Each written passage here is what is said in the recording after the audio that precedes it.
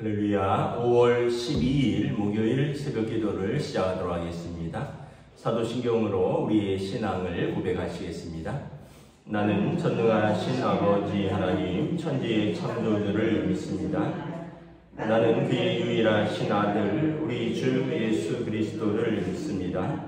그는 성령으로 잉태되어 동정녀 마리아에게서 나시고 본디오 빌라도에게 고난을 받아 십자가에 못 박혀 죽으시고 장사된 지 사흘 만에 죽은 자 가운데서 다시 살아나셨으며 하늘에 오르시어 전능하신 아버지 하나님 우편에 앉아 계시다가 거기로부터 살아있는 자와 죽은 자를 심판하러 오십니다.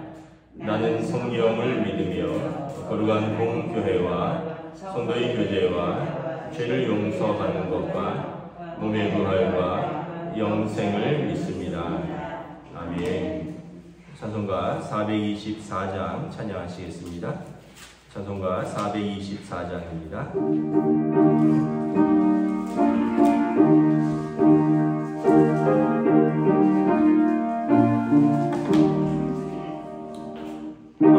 아버지여 나의 마음을 맡아주마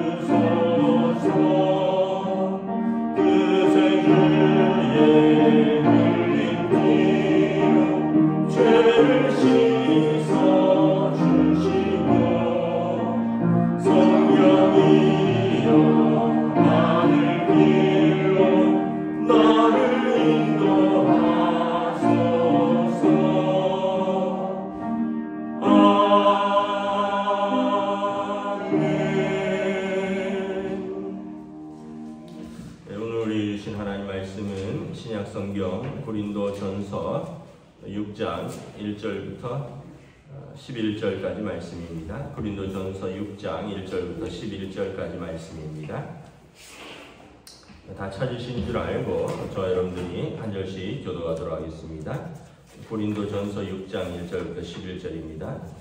너희 중에 누가 다른 이와 더불어 다툼이 있는데 구태여 불의한 자들 앞에서 고발하고 성도 앞에서 하지 아니하느냐? 성도가 세상을 판단할 것을 너희가 알지 못하느냐? 세상도 너희에게 판단을 받겠거든 지극히 작은 일 판단하기를 감당하지 못하겠느냐?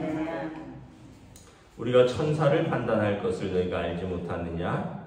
그리하거든 하물며 세상 일이랴.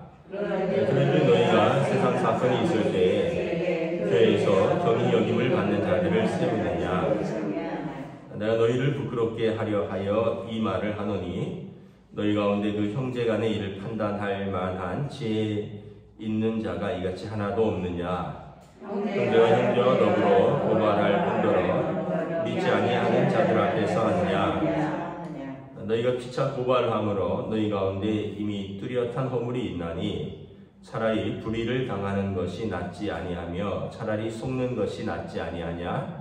너희는 불의를 행하고 속이는구나. 그는 너희 형제로다. 불의한 자가 하나님의 나라를 유업으로 받지 못할 줄을 알지 못하느냐? 미혹을 받지 말라. 음행하는 자나 우상 숭배하는 자나 간음하는 자나 탐색하는 자나 남색하는 자나 도적이나 탐욕을 부리는 자나 술 취한 자나 모욕하는 자나 속여 빼앗는 자들은 하나님의 나라를 유업으로 받지 못하리라. 함께 읽습니다. 너희 중에 이와 같은 자들이 있더니 주 예수 그리스도의 이름과 하나님의 성령 안에서 씻음과 거룩함과 의롭다 하심을 받았느니라. 아멘. 할렐루야. 오늘도 새날이 시작되었습니다. 주님 주시는 은혜와 평강으로 또 주님과 동행하시는 복된 날 되시기를 축복합니다. 오늘 말씀에 보면 그 교회 안에서 분쟁이 있었는데 이걸 세상 법정에 고소했다는 거죠. 그러고 보면 참 고린도 교회가 온갖 문제들은 다 있었습니다. 고린도전서 12장에 보면 은사장이라고 해서 각양 좋은 은사들을 또 다 가지고 있었고 믿음의 열심도 있었고, 그런가 하면 또 교회 안에서 또 파당을 나누어서 싸우기도 하고 또 음행이 있기도 하고, 오늘 본문에 보면 교회 안의 다툼으로 세상 법정에 고소를 했다는 거죠. 1절에 보면 너희 중에 누가 다른 이와 더불어 다툼이 있는데 구태여 불의한 자들 앞에서 고발하고 성도 앞에서 하지 아니하느냐. 교회 안에 그 치리기관이 있죠. 교회 안에서 치리기관은 그 세상 법정으로 말하면 재판을 하는 곳입니다. 그래서 교회 안에서는 당회고요, 상급기관으로 노회고, 그리고 총회가 있습니다. 그래서 교회 안에 다툼이 있다면 당회에서 그것을 다루면 되는데, 구태여 불의한 자들 앞에서 고발하고 성도 앞에서 하지 아니하느냐. 그러니까 세상 법정에 고발했다는 거죠. 그 세상 법정이 불의하냐? 그렇진 않죠. 세상 법정이 불의한 것은 아니죠. 야만 사회는 주먹 센 사람이, 또 힘 있는 사람이, 돈 많은 사람이, 목소리 큰 사람이 이기는 것은 야만 사회입니다. 여러분 잘 생각하셔야 돼요. 집에서도 똑같습니다. 주먹 세다고 이기고 목소리 크다고 이기면 야만 사회라는 거죠. 문명 사회는 뭡니까? 그러한 것이 통하지 않는 것이죠. 주먹 세다고 이기는 것이 아니라, 돈 많다고 이기는 것이 아니라, 목소리 크다고 이기는 게 아니라 법으로 다스리는 것이 문명 사회입니다. 법 앞에 평등하고 법치국가입니다. 그래서 살면서 분쟁이 생기면 법정으로 가는 것이 문명사회입니다. 옛날 야만사회에서는 그냥 주먹으로 해결하고 돈 많은 사람이 이기고 목소리 큰 사람이 이기고. 그런데 오늘 세상 법정이 불의한 것은 아닙니다. 세상 법정은 어떻게 보면 문명사회의 대표입니다. 세상 법정은. 그런데 오늘 본문에서는 왜 불의하다라고 표현을 했냐면, 그래도 하나님과 관계가 있지는 않다는 거예요. 의로우신 하나님과 관계가 있지 않다는 거예요. 그래서 왜 교회 안의 분쟁을 이 불의한 자들 앞에 고발하고 세상 법정으로 가져가느냐라는 것입니다. 그 당시 이제 그 헬라 로마 사회에서의 법정은 그 배심원제입니다. 배심원. 우리나라는 배심원제가 아닌데 미국 같은 데 보면 배심원제입니다. 배심원제는 그러니까 일반 시민들 중에서 이렇게 어떻게 보면 제비 뽑듯이 뽑아서 그 사람들을 앉혀놓고 재판관은 법으로 사회를 보고요. 그리고 검사와 또 그 피고인이, 고발자와 고발 피고인이 서로 그 배심원 앞에서 자기 입장을 설명을 하는 겁니다. 그래서 배심원들이 나중에 여러 번 재판을 하면서 배심원들이 회의를 해서 우리가 들어보니 누구 주장이 옳다. 그래서 재판관의 도움을 받아서 결정을 내리는 제도입니다. 그러면 여러분 고린도 교회가 어떤 문제를 가지고 세상 법정으로 가면 그 배심원들 앞에서 전혀 교회랑 관계없고 이런 사람들 앞에서 짧게는 수개월, 길게는 1년, 2년, 수년을 저 사람이 교회에서 이런 잘못을 했습니다. 저 사람이 교회에서 저런 잘못을 했습니다. 세상 안 믿는 사람들 앞에서 그걸 다 까발리는 거예요. 그러면서 여러 번 재판을 하는 거죠. 수개월을 내가 잘했니, 네가 잘했니, 하나님의 뜻은 어쩌고 저쩌고 이러면서 재판에서 승리하기 위해서 세상 법정에서 법정 공방을 벌이고, 그리고 배심원들은 그걸 가지고 여러 번 공개 토의를 합니다.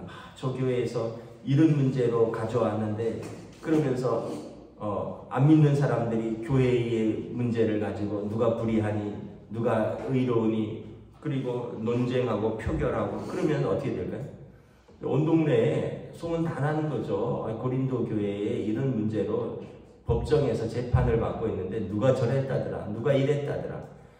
얼마나 부끄러운 거 모르는 거죠. 그래서 여러분, 교회가 한번 분쟁이 시달리면 온 동네가 다 알아요. 참 부끄러운 겁니다. 여러분, 뭐 대형 교회는 대형 교회대로 뭐 한번 분쟁이 나고 이래서 언론이라도 한번 오르내리고, 또는 주변에 아파트 단지가 있다 그럼 아파트 사람들이 다 알아요. 조그만 교회도 마찬가지입니다. 동네 미용실에서부터 제일 먼저 알고요. 동네 슈퍼에서 알고 다 알아요. 그래서 교회에서 분쟁이 있다는 것은 너무 부끄러운 겁니다. 안 믿는 사람이 판단하는 거예요. 야, 저 하나님의 교회라는데 하나님의 뜻 어쩌고 저쩌고 하면서 저 사람들이 저렇게 치고받고 싸우고 고소하고 고발하고 그렇다는 거죠. 그래서 바울 사도가 내가 소식을 들었는데 너희 중에 어떤 고소 고발이 있어서 다투는데 불의한 자들 앞에서 고발합니다는데 왜 성도 앞에서 하지 않느냐? 왜 교회의 당회나 노회의 어떤 교회 법을 가지고 하지 않느냐? 2절에 보면 성도가 세상을 판단할 것을 너희가 알지 못하느냐? 우리 주님 오시면 주님과 함께 세상에서 왕노릇할 것이라. 너희가 세상을 판단할 권세를 가졌는데 어찌하여 세상 앞에서 성도가, 교회가 판단을 받느냐? 여러분, 법이 참 중요합니다. 법이 이제 도덕의 최소한이라 그러죠. 무슨 말이냐면 법은 그냥 최소한입니다. 법 위에 상식이 있고요. 법 위에 상식 위에 양심이 있습니다.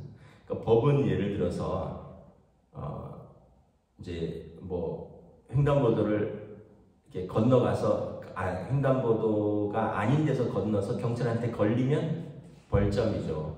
근데 안 걸리면 그냥 법을 어겨도 문제가 안 돼요. 근데 이제 상식으로 저렇게 걸리면 위험하다. 이게 상식이 거죠. 그 다음에 양심으로서 내가 그렇게 법을 무시하고 막 다니는 건 내 양심에 허락하지 않는다. 그래서 여러분, 법은 최소한이고요. 그 위에 상식이 있고 그 위에 양심이 있어요. 그 위에 사랑이 있는 것입니다. 예를 들면 남의 물건 훔치면 감옥 간다. 이건 법이죠. 그런데 그렇게 어려운 사람이 있으면 좀 있는 사람이 도와줘라. 이거는 양심입니다. 그래서 어떻게 보면 법보다 양심의 법이 훨씬 상위법이 위에 있는 거죠. 근데 여러분, 교회에 와서 우리가 왜 회개합니까? 우리가 뭐 법을 어겨서가 아니죠. 이 법과 양심 위에 하나님의 법이 있는 거죠. 성령의 법이 있는 거죠. 그래서 우리가 하나님의 법에 비추어 봤을 때 하나님이 근심하겠구나. 그래서 우리가 이것은 또 잘못이고 회개하는 거죠. 그러니까 어떻게 보면 이 하나님의 법이, 말씀의 법이 가장 최상위 법입니다. 아주 쉽게 얘기해서 여러분, 간통은 세상죄로 법으로 이제 죄가 아니에요. 간통은. 근데 양심과 도덕으로 이거는 배우자를 속인 거잖아요. 신뢰 위반이고. 그래서 이건 부끄럽고 양심으로서 거리낌이 있어야 되죠. 법으로는 문제가 안 되지만, 근데 하나님의 법으로는 그것은 우리가 옳지 않다라는 것을 넘어서서 하나님 앞에 죄다. 그러니까 하나님의 법이 가장 최상의 법이에요. 너희 안에 이 하나님의 법이 있는데 왜 가장 밑바닥으로 세상 법으로 가려고 하느냐? 너희 안에 양심도 있고 너희 안에 도덕도 있고 너희 안에 하나님의 법도 있는데 이 가장 좋은 법, 가장 최상의 법을 가지고 왜 세상 법 가장 낮은 곳으로 가려고 하느냐라는 것입니다. 그래서 여러분, 어떻게 해야 돼요? 교회 안의 분쟁은 교회 안에서 해결하는 겁니다.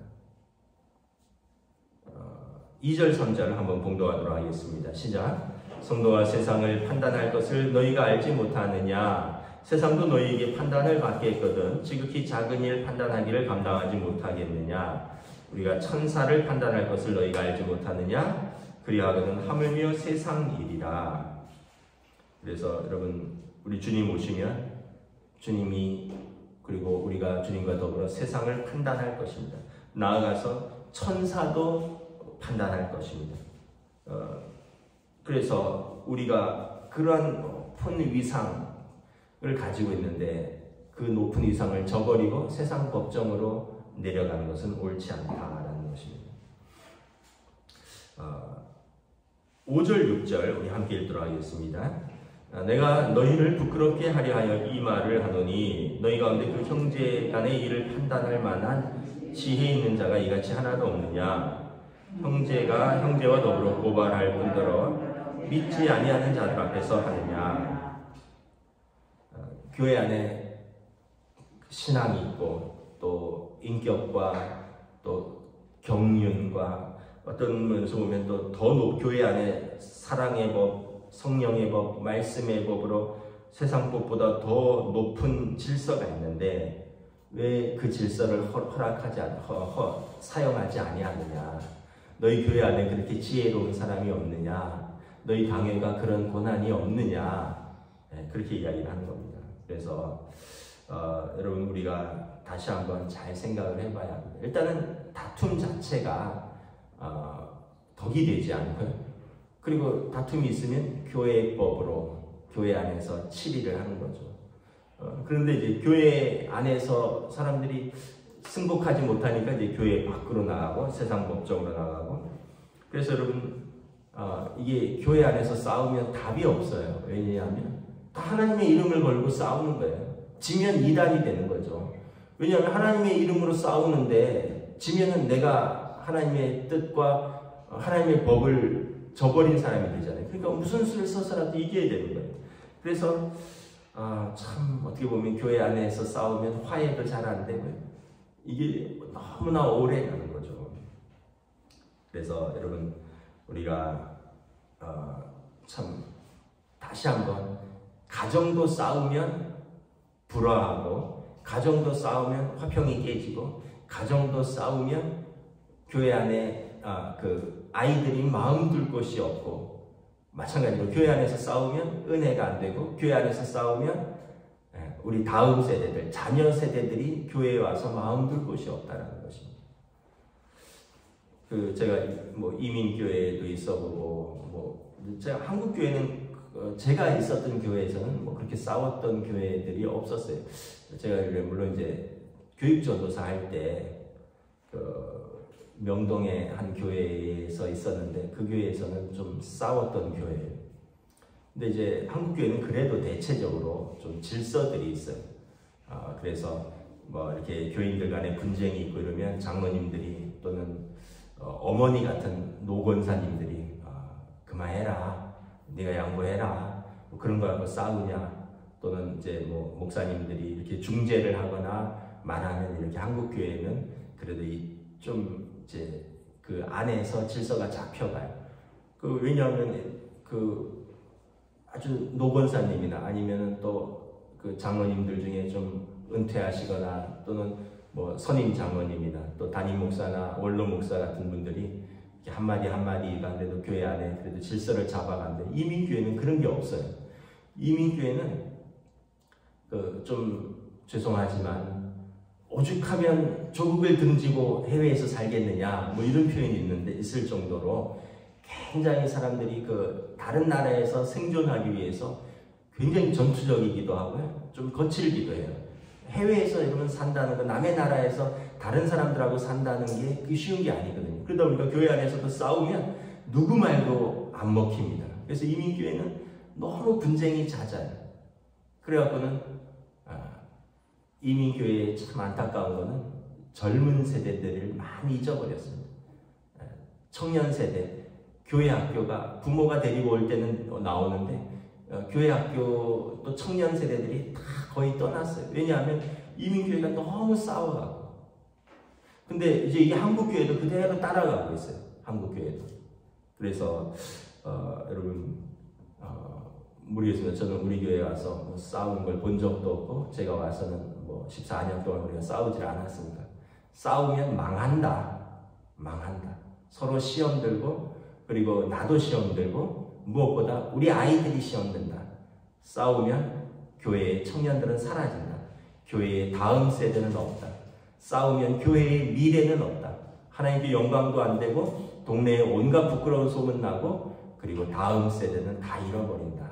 이걸 명심해야 되는 것입니다. 그래서 여러분 가정에서도 그러잖아요.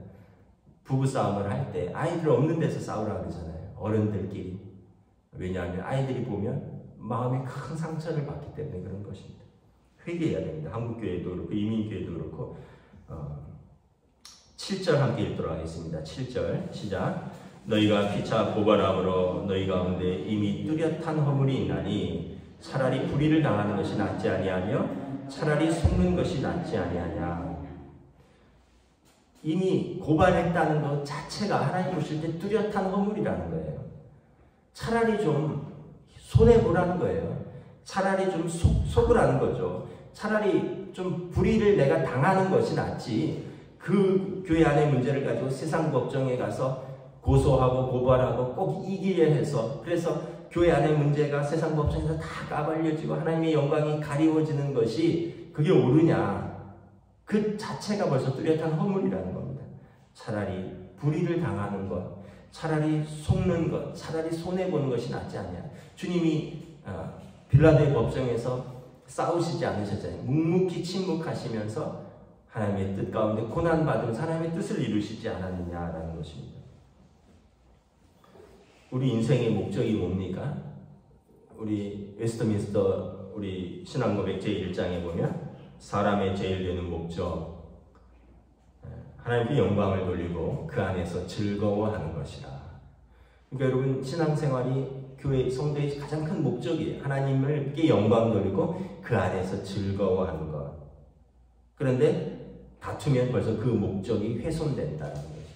더더군다나 세상 법정에 끌고 가면 영광도 안 되고 그 안에서 즐겁지도 않고 우리 인생의 목적이 크게 훼손되는 것입니다. 그래서 사도 바울은 차라리 불의를 당하고 속으라.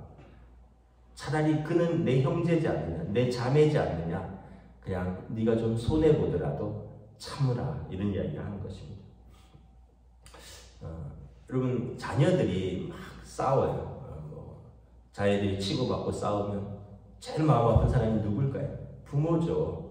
그럼 부모가 제일 큰 애를 불러서 말합니다. 너가 형이니까 참어. 또는 동생 불러서 또 얘기합니다. 형이 좀 그러더라도 동생이니까 좀 네가 좀 참아봐. 형한테 형이니까 너가 양보해. 누나니까 언니니까 너가 좀 양보하고 너가 좀 참아. 동생이니까 언니한테 좀 그렇게 하지 마. 부모 마음이 다 그런 것이잖아요. 부모의 마음을 가지고 좀 살아야 되는 거예요. 제가 그런 마음이죠. 형제의 마음이 아니라 부모의 마음을 갖는 것이 중요하다. 형제의 마음은 탕자에 비유해서 형의 마음은 어땠어요? 옳고 그런 것을 분명하게 가르잖아요.